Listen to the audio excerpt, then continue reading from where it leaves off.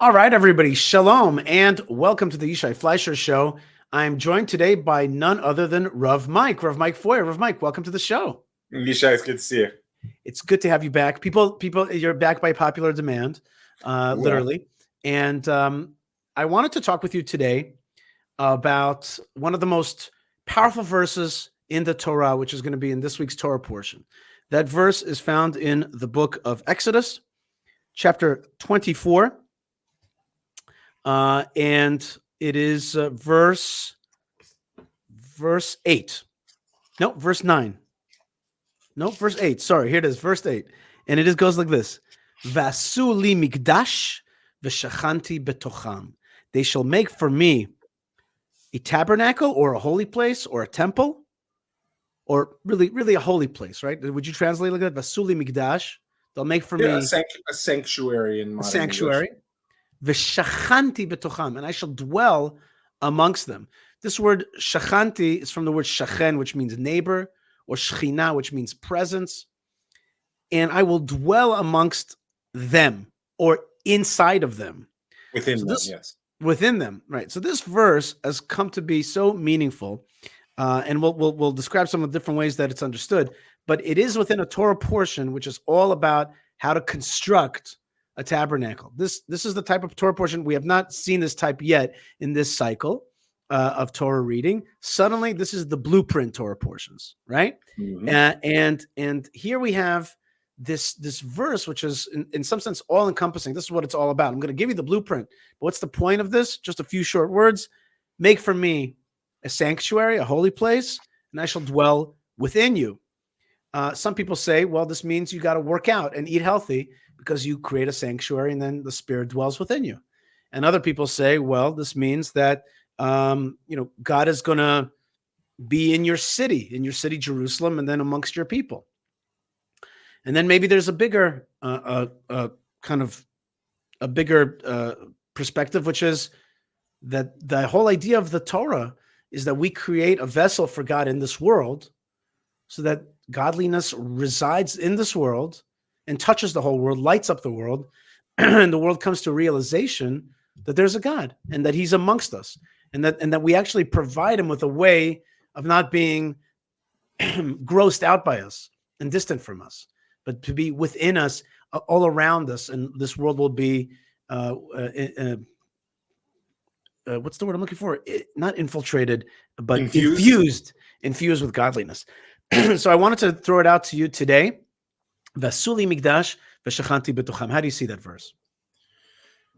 I mean, after that introduction, I'm not so sure what I can add. There's a few things that come up for me. One, I just want to reiterate one of the things that you said, which is that this is a call to build vessels. Right? And I think that people are often confused by the Torah's assumption that God wants partners in creation.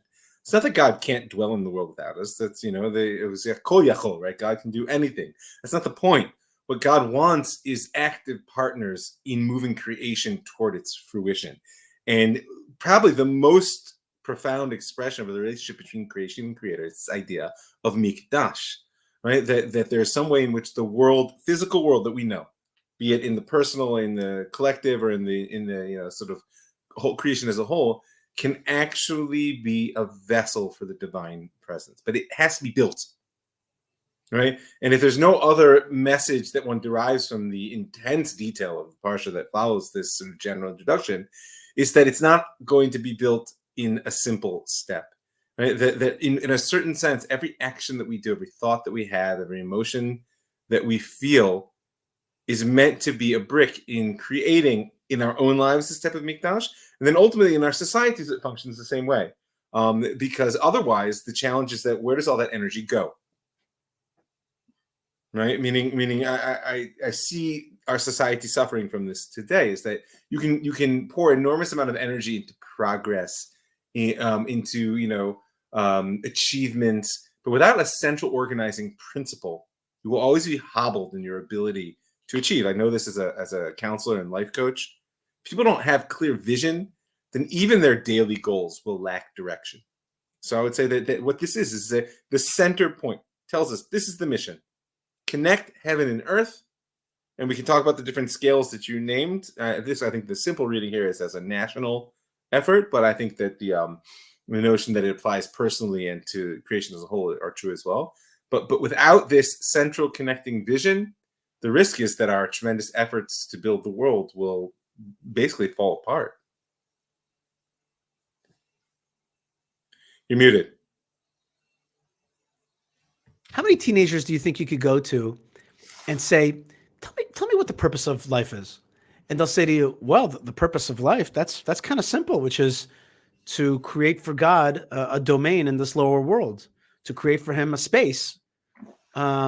Just that simple concept that our job is to create a place for God's presence. Now, I don't know if you want to touch on this or not, but like, I'm gonna go big here. Why would God want that? Why would he want us to work on creating a space for him? Isn't the whole world his creation and therefore his space? Well, God is the space of the world. The world is not the space of God. That's how our sages said it, which have many implications that were perhaps left unstated right now. But the simple one is that God created the world out of a desire for relationship. We have to go all the way back to the first couple of chapters of Genesis and just recall two simple statements. Right? One is that humanity is created in the image of God. Right? That's a beautiful, powerful, and embracing principle. The other one, when I say that's the first statement about human nature. The first statement about the human condition is it's not good for humanity to be alone. Right? So put the two together logically. If humanity is created in the image of God, and it's not good for humanity to be alone, then it's not good for God to be alone. Right? But here's the problem, so to speak, that the Creator faces, is that God is able to do anything without anyone else. What God wants is a relationship, and that requires, to some degree, some sort of peer or equal, or at least a partner. And that's why God is the place of the world, but the world is not the place of God. God stands outside the world and waits for us to invite God in. Not that God can't be here, but it's the invitation that matters. It's the effort to build the vessel that matters, not the vessel itself per se, right? But there has to be something that's the product, because it can't just be an intention. And I'm telling you, from my experience as a coach and a counselor, without concrete vision, then your goals and your daily tasks will lack the power to really change you or the world around you. Yeah, definitely. I so wish that we could kind of distill what you just said and place it as like an index card in front of every teenager in the world and be like, okay, our job is to have a relationship with God and to give him a safe space, if you will, in this lower world. And there's nothing more beautiful than revealing God in this corporeal universe that, although he created it, it hides him. And that our job is to reveal him and channel him in this world. I want to go out on a limb for a second. Go ahead. What's that? You ready? I want to go out on a limb for a second. All right, go. People are speaking a lot today about the lack of vision from our leadership, and perhaps you might even say the lack of leadership altogether that Am Yisrael is facing. I would say this is because we've abandoned the vision of the temple as a society. That has always been our driving. If you had stopped a Jew on the street in 18th century Poland, or 15th century North Africa, or keep going, 10th century Babylon, or what have you, and ask, where's this all headed? They would have said, well, back to Jerusalem to build the temple. And it's one of the most important questions in understanding Jewish history, to understand how it is that when we actually began to make that process real in the world, establish a state, and then ultimately conquer Jerusalem again, etc., how it is that vision not only sort of fell away, but in certain sense, within large portions of our leadership core, became anathema, right? You're a crazy messianist if you want to build the temple today. You're not a person who is connected to the essential vision of Judaism historically and the Torah in its essence. Oh, and you're dangerous. Well, that's the crazy part, right? Crazy messianist. You're going to set the Middle East on fire. Right. Well, there's a difference between crazy and dangerous, fire going on out there anyway. That's right. And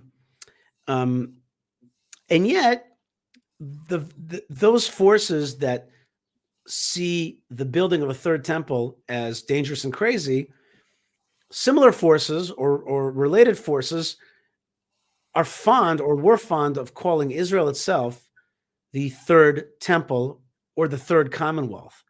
Sure. Now, on the one hand, I think that there's a great lack in using the term third commonwealth, because I was with a Japanese reporter today, and I said to him, this is not our first rodeo here. This is our third commonwealth. And I laid it out to him, and I said to him, you, sir, are Tanaka. You are from an ancient peoples as well. You know what that's like. And I started talking to him about the ancient stones that they have in Japan, these tsunami stones that warn them, whatever. And he got into it. And I was like, we're an ancient peoples on this land. So I do love, and I think it's very underutilized, the language of the third commonwealth. I mean, I started thinking that we should have this on our flag, like the third commonwealth, Israel, the third commonwealth. This should be like, something that we use all the time, the third commonwealth, and just use that language all the time, because that will undermine the, occupation style narrative where we're Johnny come latelys. Lie. But what I wanted to ask you, maybe on a historical level as well, is there was such a concept that this is the state of Israel is the third temple. Some people find that offensive. They find that to mean that the secular state, will replace the concept of the temple. And another way of saying it is like, no, this is the era of the third temple. The state of Israel is its beginnings, as we say in the prayers, Reshit Tzmicha Gilotenu, the beginnings of our redemption. So how do you see that, the era of the third temple?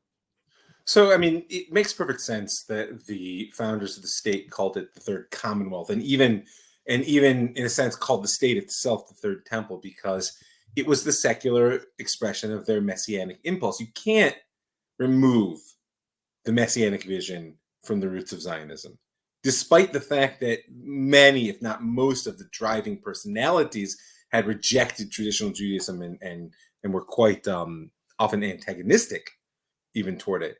Nonetheless, the momentum of 2,000 years is what they were building on. Furthermore, like I said, you can't have a redemptive vision which is powerful enough to trigger a national rebirth after 2 millennia that doesn't have an end point. And one of the challenges that secular Zionism, the world that really thought of the state as the third temple, one of the challenges it has faced for quite some time is that once the state came into being, its purpose was achieved. Which is why there's been this struggle to maintain a sense of collective effort and idealism. And granted, for the first, say, 30 years, things were hard enough that just survival was right. The state was not an assured thing, so they're still building it. Like I'll tell you could say it really began in 1967, but once the 80s rolled around, and it became very clear that we weren't really, although present events might contradict this, we weren't really in an existential struggle any longer. As Menachem Begin called the first Lebanon War, Israel's first war of choice, right?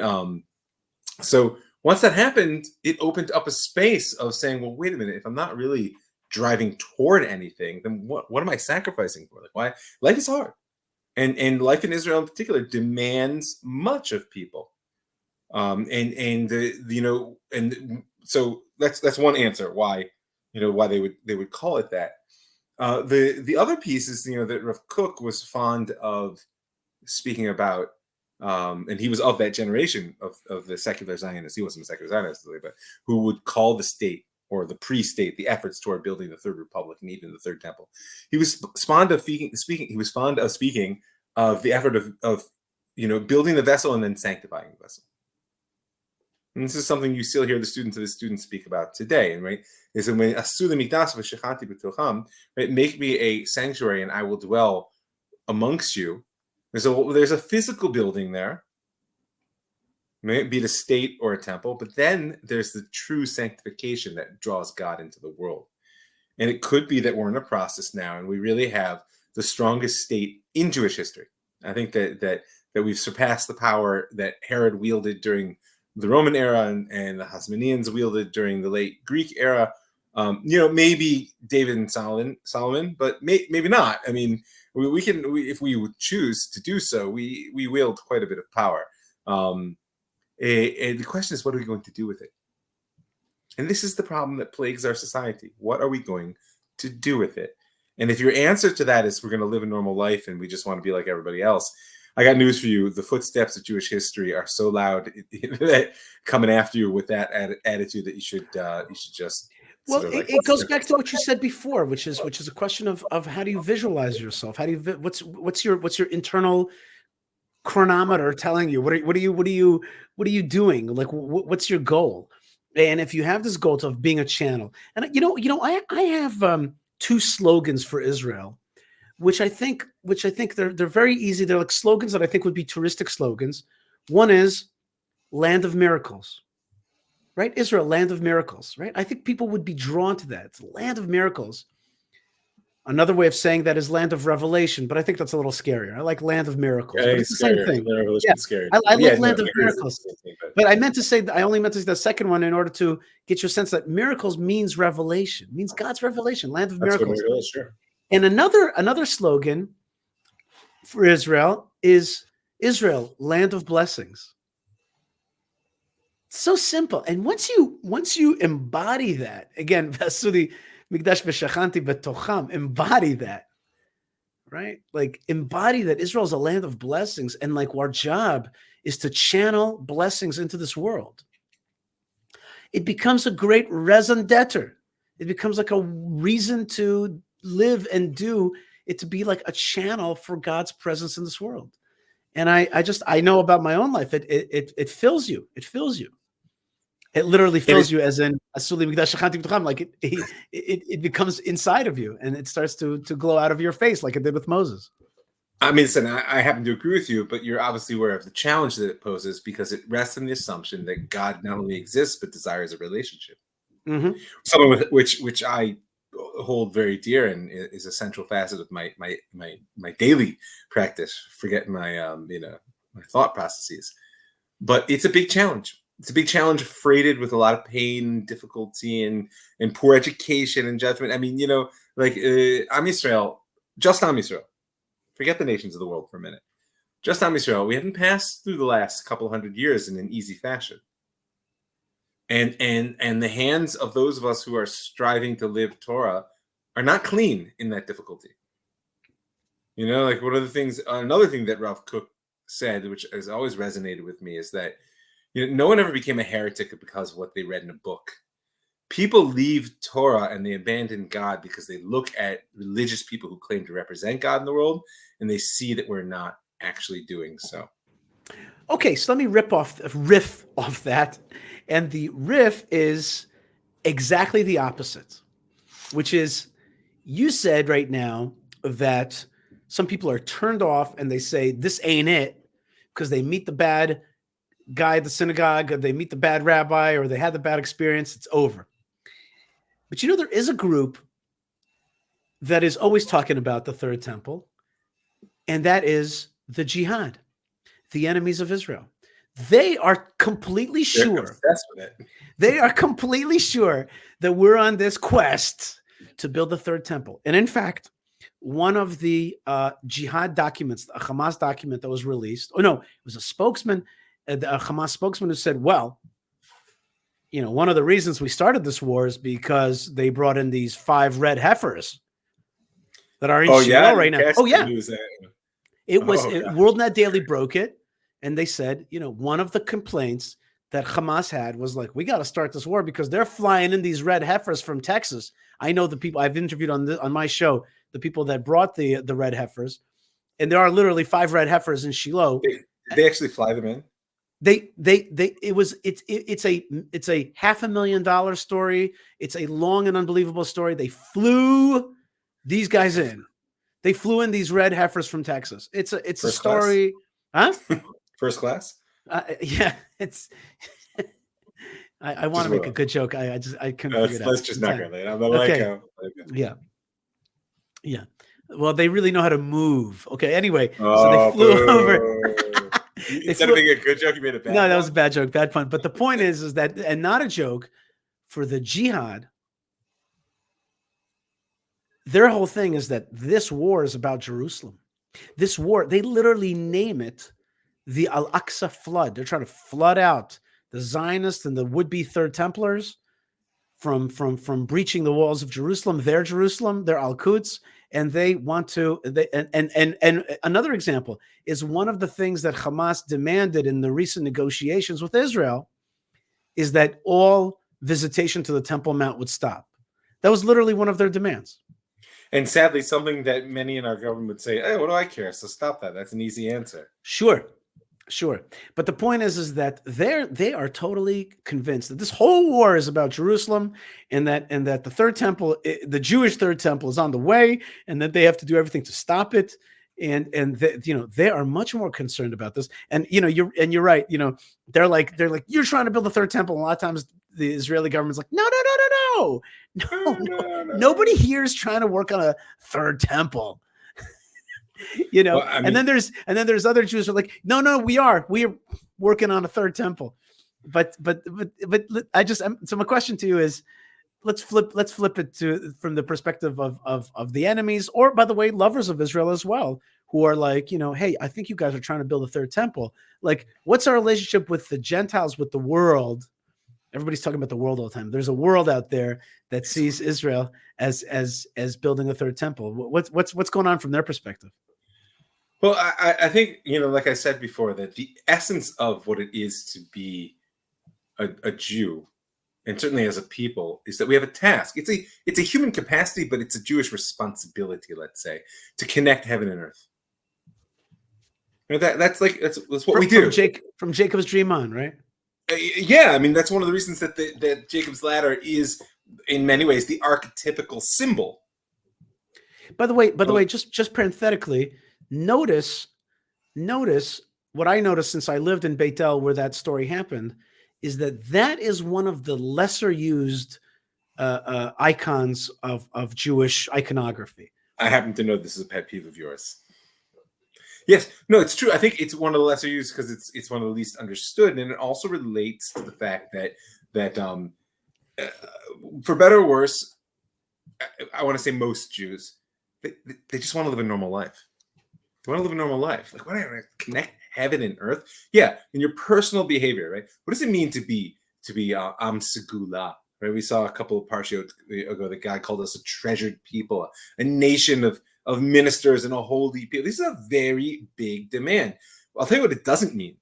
It doesn't mean that we get to go to the head of the line in the grocery store, and that our interest rates are lower, and that the whole world should just, No, what it means is that we have a lot of work to do. Right. And it never ceases. Mm-hmm.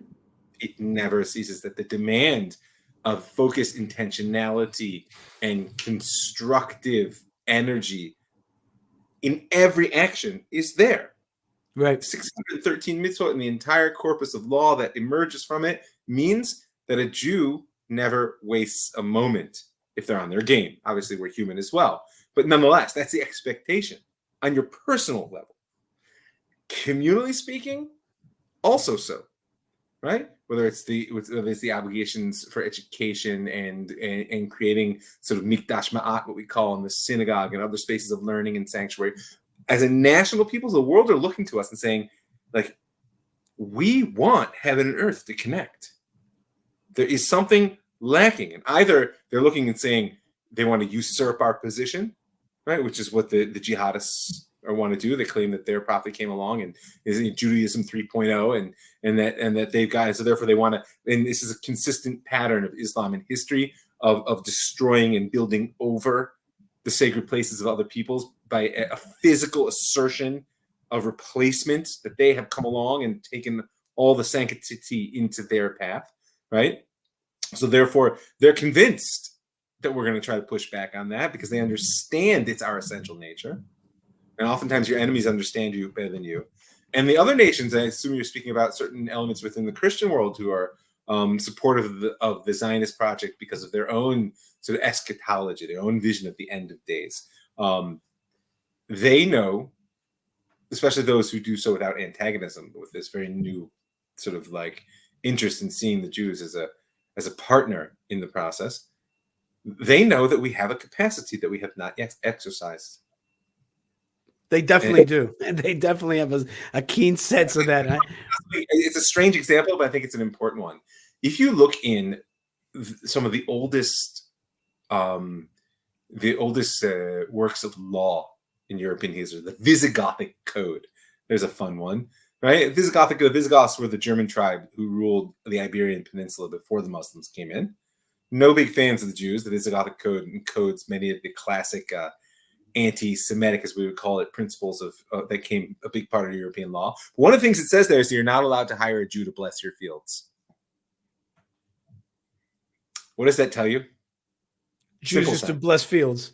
People were hiring Jews to bless their fields. Right, that's right. And they believed it worked. Here in Hebron, where I am right now at my studios in Hebron, there was a rabbinit, a wife of a rabbi, but herself a holy person. Her name was Menucha Rachel. The Arabs wanted her to walk on their fields because she was a source of blessing. That's a fact. That is a fact here in Hebron. They would ask her to walk in the fields. Yeah. So it's exactly what you're talking about. That's awesome. That's awesome. Mike Feuer, Rabbi Mike, Rav Mike, you are found also jewishheroism.com. That's your big project right now. That's a very exciting project. Guess what? It's on Instagram as well, believe it or not. Woo-wee. Jewish Heroism Project. You can't stop that. Jewish Heroism Project. And there's a lot to talk about there. And it's a very important project. And also your spiritual counseling and other works are found at ravmike.com. I want to thank you very much and want to bless you that you continue to help channel godliness into this world. And so that we can talk about not just the third Commonwealth, but also the third temple in realistic terms as at least with as much energy as our enemies are talking about it. Yeah, please God. All right, God bless you, Rav Mike. Thank you so much.